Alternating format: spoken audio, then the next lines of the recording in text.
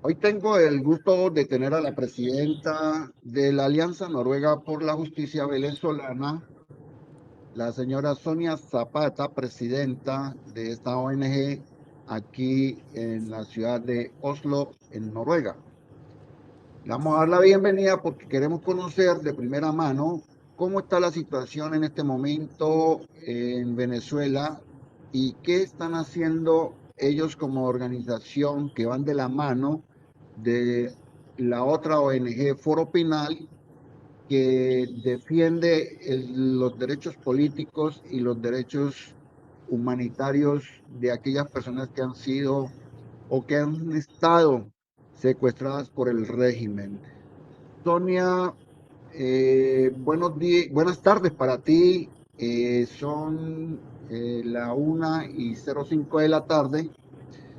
Entiendo que tú estás en este momento dirigiéndote del oeste hacia Oslo. Estás por la carretera, estás por las montañas y esperamos que no haya dificultad con la comunicación. Bienvenida a ES News.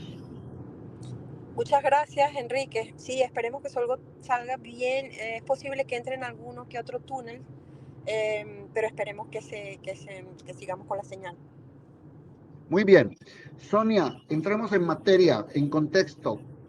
¿Qué información tienen ustedes como organización de la situación al día de ayer en Venezuela y sobre todo en las principales ciudades, entre esto la capital de Caracas?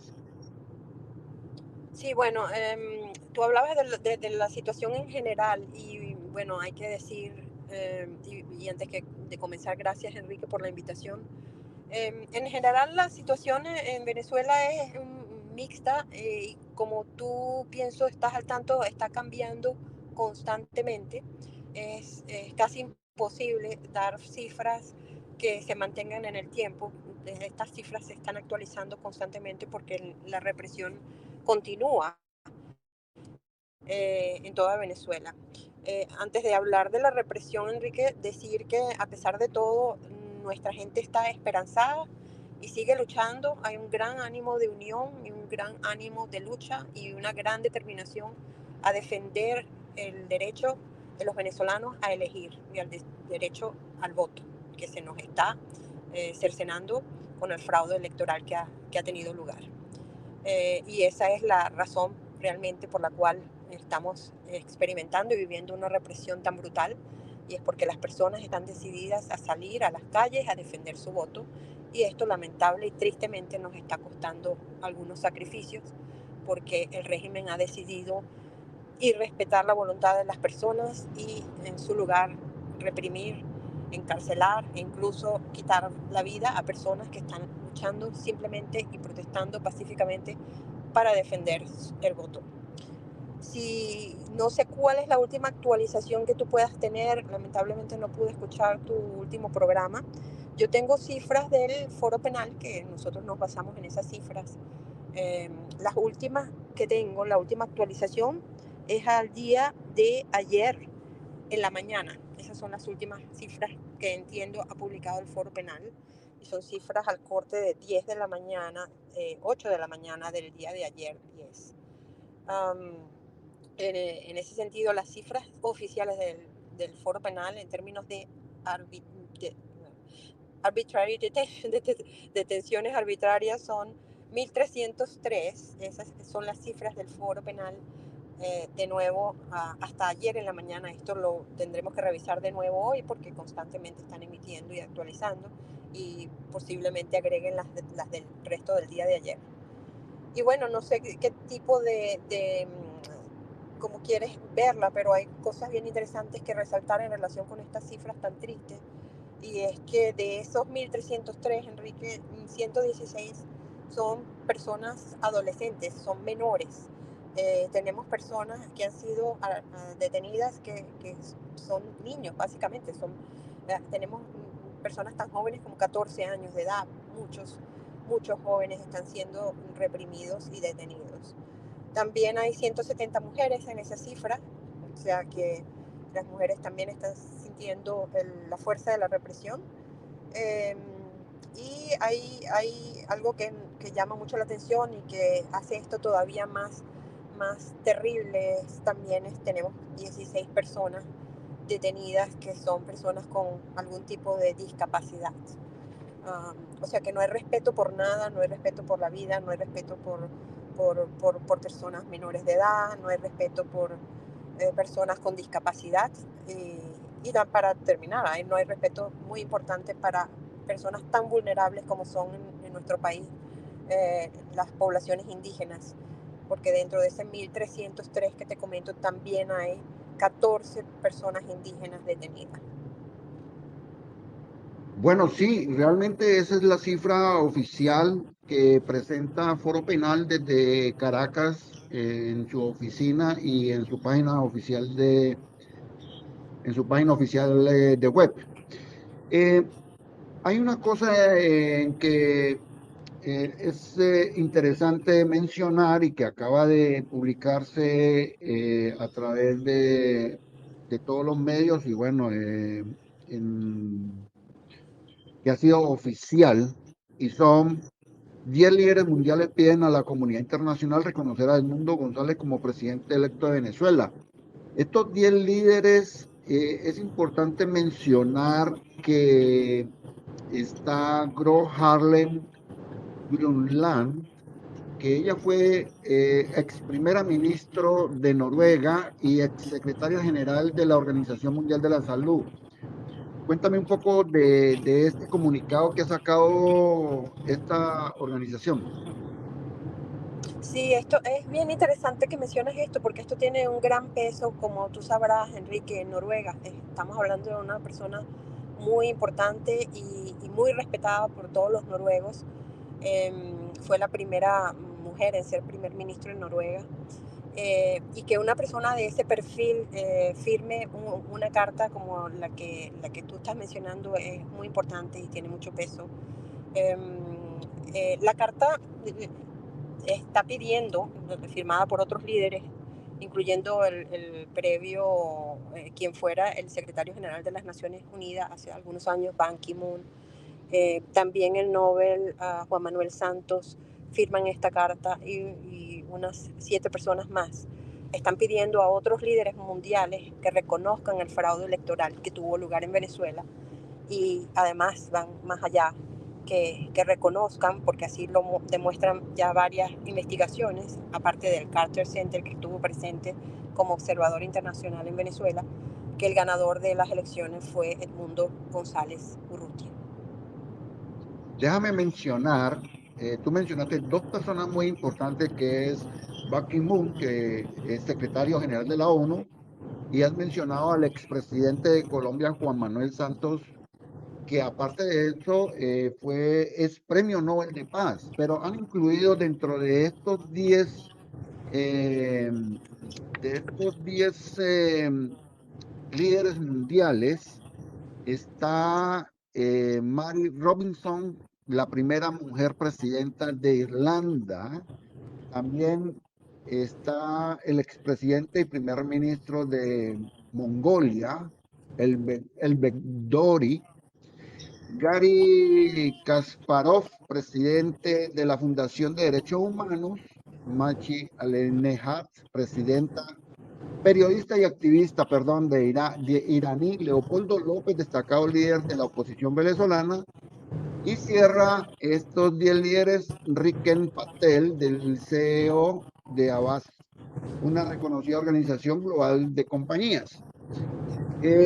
Yo quisiera preguntarte qué información has recibido sobre lo que acontece en Caracas, como te decía en el inicio de esta entrevista, y en algunas ciudades principales, de la orden que hay sobre las redes sociales que ha prohibido este dictador Nicolás Maduro, eh, de atacar a aquellas personas que estén utilizando las redes sociales. ¿Qué información nos puedes dar de esto? Sí, bueno, públicamente sabemos que el régimen tiene como una especie de guerra declarada a las redes, puesto que son un instrumento muy importante de protesta y de organización para la sociedad civil.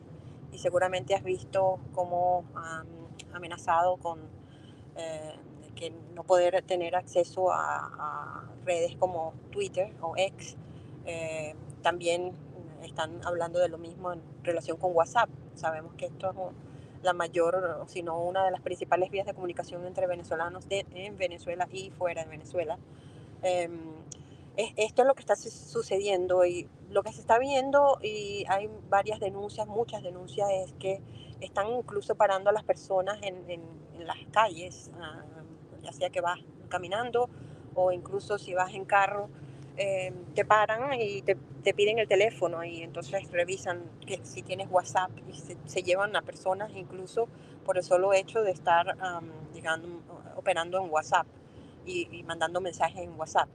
Yo personalmente conozco a personas que están constantemente vaciando su WhatsApp y dejando todo el chat vacío porque no sabes en qué momento te lo van a pedir.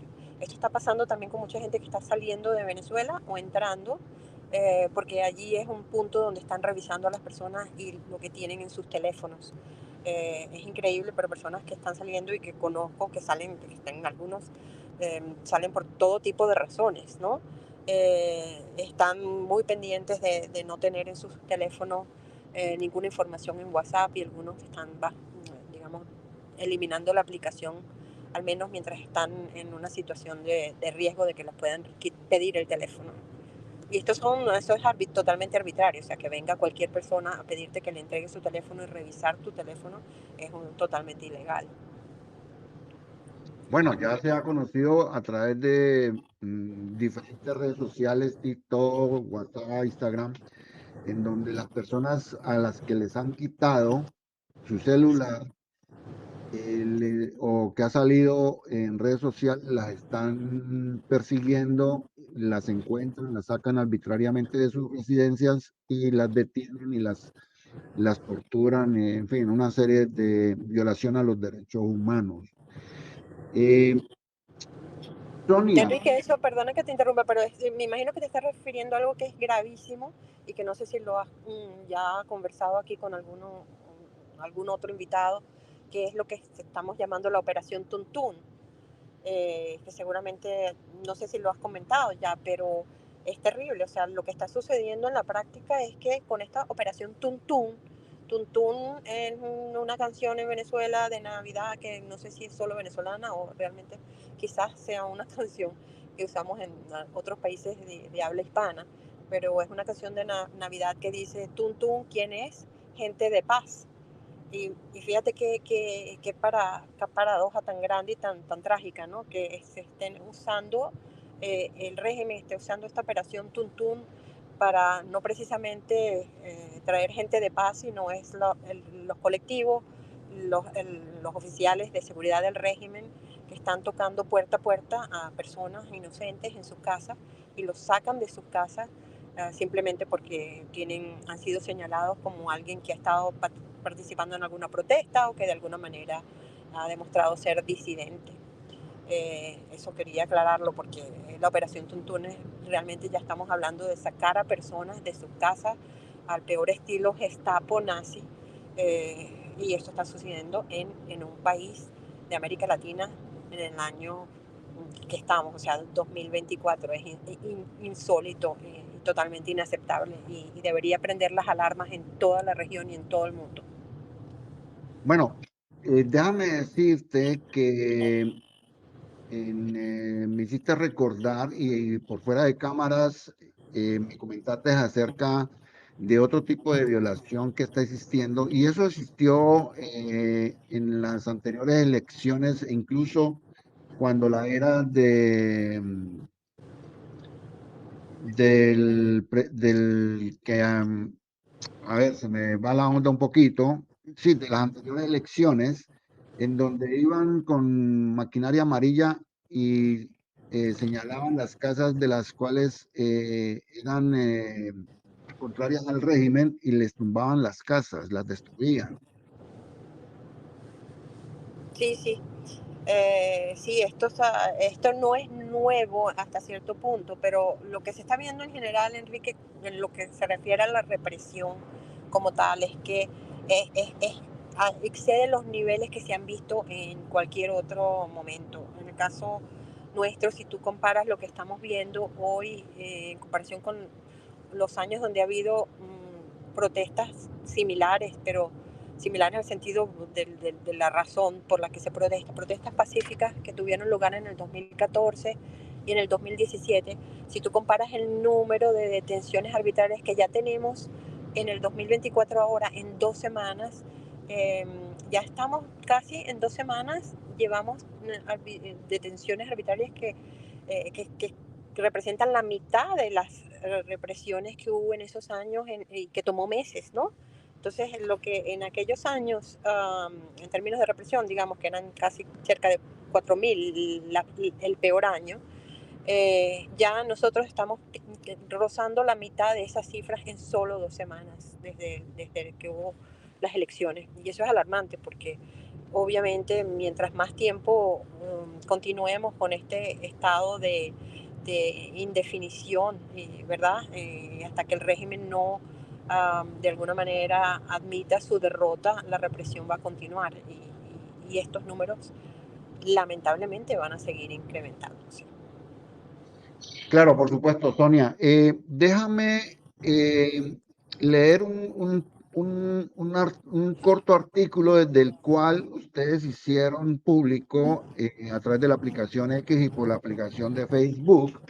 Esto tiene que ver de un comunicado que sacó la Amnistía Noruega y dice lo siguiente: pronunciamiento. Le doy excusas a los oyentes y a los televidentes por el ruido, pero es que Sonia Zapata viene manejando, viene conduciendo por las montañas de Noruega hacia Oslo, por el ruido que está haciendo en este momento.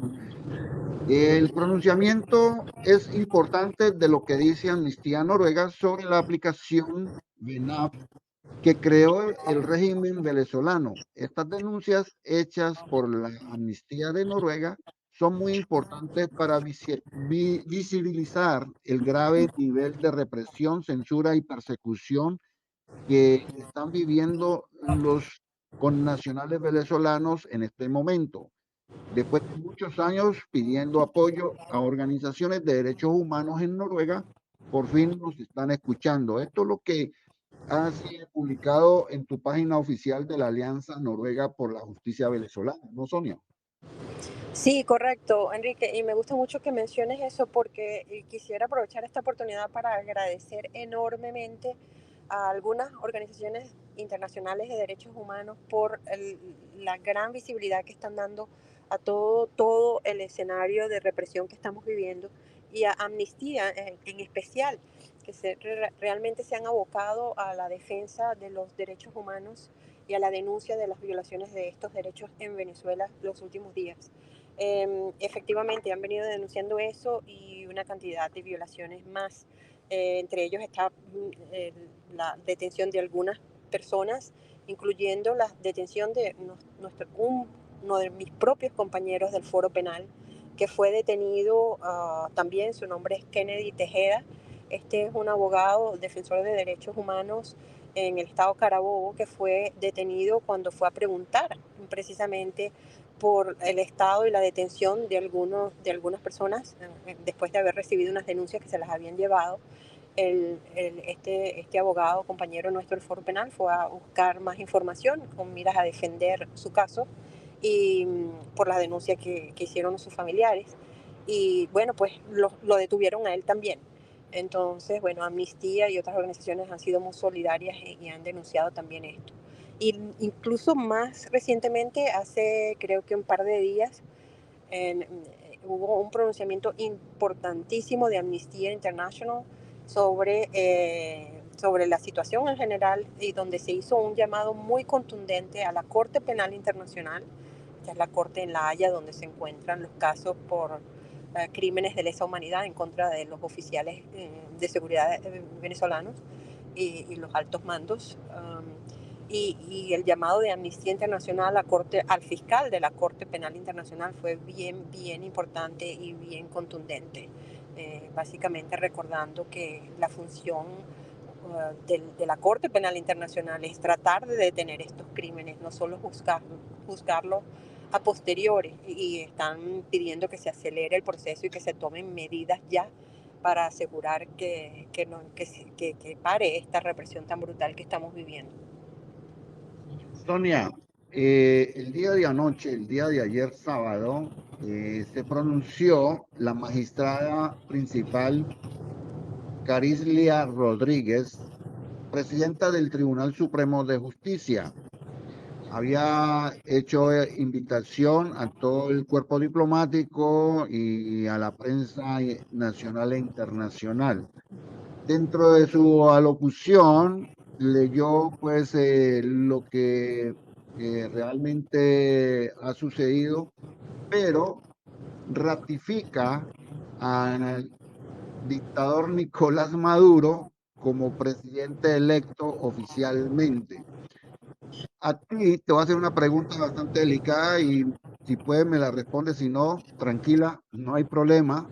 Para ti, bueno, se sabe desde la era de Chávez, más al final de la era Chávez, si mal no recuerdo, todos los organismos independientes en Venezuela pasaron a ser socialistas prácticamente por obligación.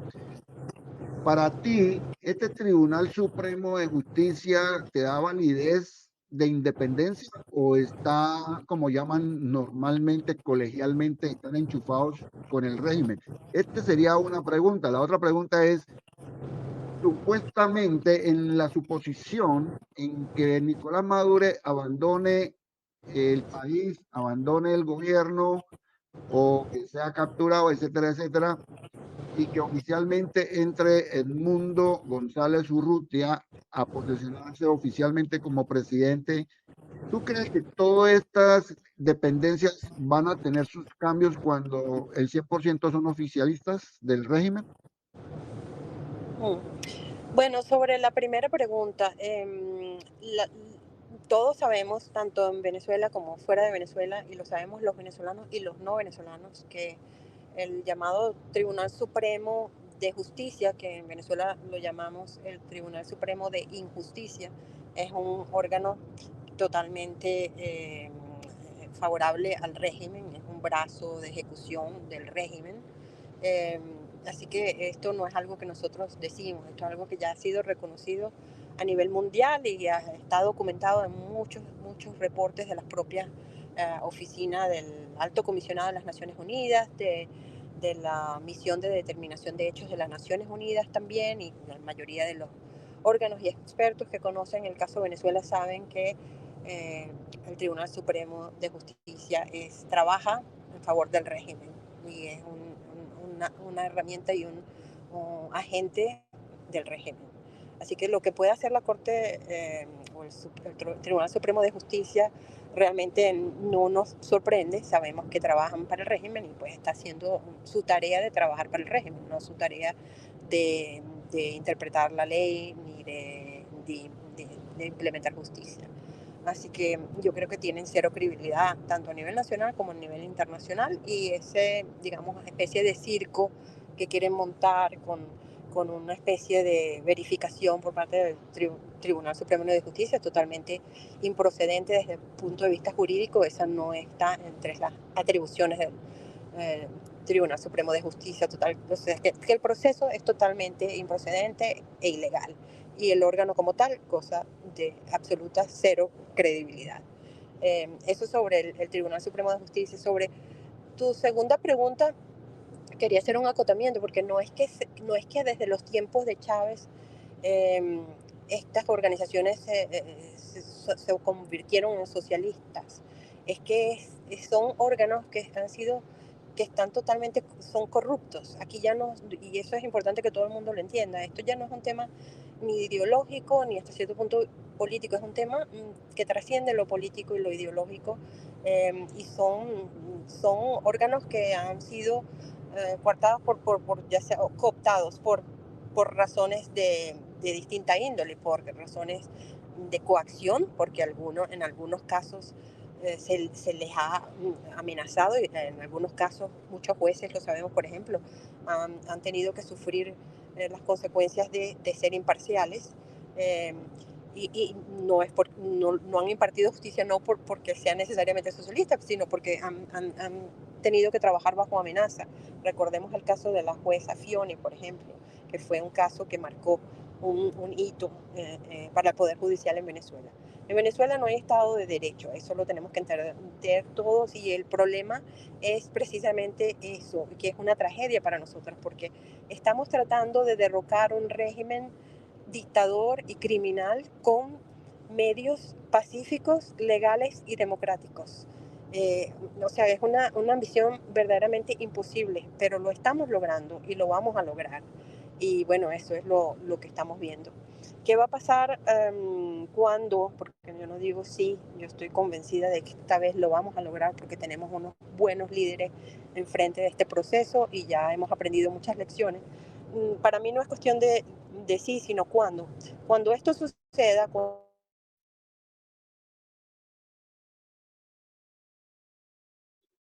Bueno, les recuerdo que Sonia Zapata viene conduciendo por las montañas donde hay algunos la túneles. victoria innegable de Edmundo González. Enrique, ¿me oyes? Sí, dale, se cortó un poquitico, estaba anunciando que vienes conduciendo y seguramente cogiste un túnel corto y por eso hay ruido y se corta a veces la señal. Dale. Sí. Bueno, no, te decía que qué va a pasar después de que se reconozca la victoria de Edmundo González. Es algo que está abierto a la solución que se emplee y al diálogo que se tenga. Que como dijo muy bien el alto representante de la Unión Europea, Josep Borrell, en un comunicado que salió también ayer justamente, el diálogo va a tener que existir. Nosotros tenemos mucho miedo a la palabra diálogo porque siempre se ha usado en nuestra contra para ganar tiempo, para enfriar las calles, para hacer que la comunidad internacional se olvide de nosotros.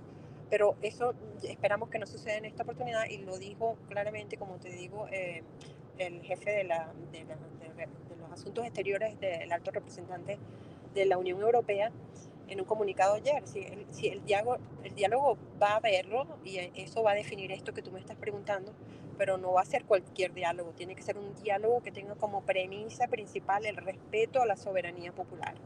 Ese debe ser el punto de partida de cualquier diálogo. La gente en Venezuela, los ciudadanos en Venezuela expresaron su decisión y votaron. Entonces, esto que se decidió tiene que ser el punto de partida para cualquier diálogo. Esa voluntad popular, la soberanía popular, tiene que ser respetada. Bueno, Sonia, ya para finalizar, hay una actividad de rechazo mundial. De hecho, aquí en Europa, los países de la Unión Europea van a estar presentes todos los connacionales e incluso con representantes de gobierno de otras nacionalidades, pero aquí en Noruega y sobre todo en la capital Oslo, de Norwegian Venezuelan Justice Alianza, que es la Alianza Noruega por la Justicia Venezolana, ha invitado a este plantón de rechazo al fraude electoral mañana 12 de agosto desde las 18 horas. Cuéntanos un poco del programa y si hay otras ciudades principales. Tú vienes desde Bergen, de la segunda ciudad principal de Noruega. ¿Qué otras ciudades en Noruega tienes conocimiento que van a unirse a este rechazo mundial? Bueno, sobre el programa mañana es una protesta a las 6 de la tarde, mañana lunes, de 6 a 7, frente al Parlamento en Oslo, frente a Stortinget. Como dice, sí tenemos a muchas personas entusiasmadas, vamos a tener un programa corto, es una hora, algunos de nosotros vamos a hablar eh, y bueno, vamos a presentar nuestra posición y nuestros pedidos al gobierno de Noruega sobre los dos aspectos más importantes de lo que está pasando, que es el tema del fraude electoral y el tema de la represión. Somos muchísimos que estamos participando. Esperamos que vengan muchas personas, lo hemos anunciado en varias cuentas de varios grupos de venezolanos en toda Noruega. Así que al menos la comunidad venezolana está muy informada de este evento mañana. También, por supuesto, van a venir aliados noruegos y cualquier latino y persona en general interesada cada vez es un tema más crucial en el mundo esta protesta mañana y los recibimos con los brazos abiertos. Esperemos que vengan muchas personas. En cuanto a la pregunta específica de otros lugares, no sé qué tan fácil le resulte a algunas personas. Tenemos muchísimo apoyo de personas en otras ciudades, pero sí es cierto que para algunos se hace difícil venir en un día de semana hasta Oslo para este evento de 1 hora. Entonces nos estamos organizando para otro evento muy pronto que ya vamos a anunciar también, y será durante el fin de semana, donde sí esperamos que puedan venir también otras personas de Stavanger, que hay un grupo grandísimo de venezolanos, de Bergen y de otras ciudades en Noruega. Bueno, Sonia, muy agradecido por el tiempo que me has prestado para informarnos e informarme sobre la situación de Venezuela, la actualidad de lo que está sucediendo en estas últimas horas. Gracias infinitas porque vienes conduciendo, que son casi 10 horas que dura el trayecto por tierra de Bergen a Oslo. Muchísimas gracias y nos estamos viendo para mañana el rechazo mundial al fraude electoral en Venezuela, aquí en Oslo, al frente del Parlamento. Que tengas un resto de día y que conduzcas con mucha precaución, mucho cuidado. Gracias, Enrique. Gracias a ti por el espacio y por siempre dar visibilidad a este tema y darnos una oportunidad para poder hablar sobre esto. Feliz día a ti también. Bueno, teníamos a la presidenta Sonia Zapata de la Alianza Noruega por la Justicia Venezolana. Yo soy Enrique Salinas desde Noruega.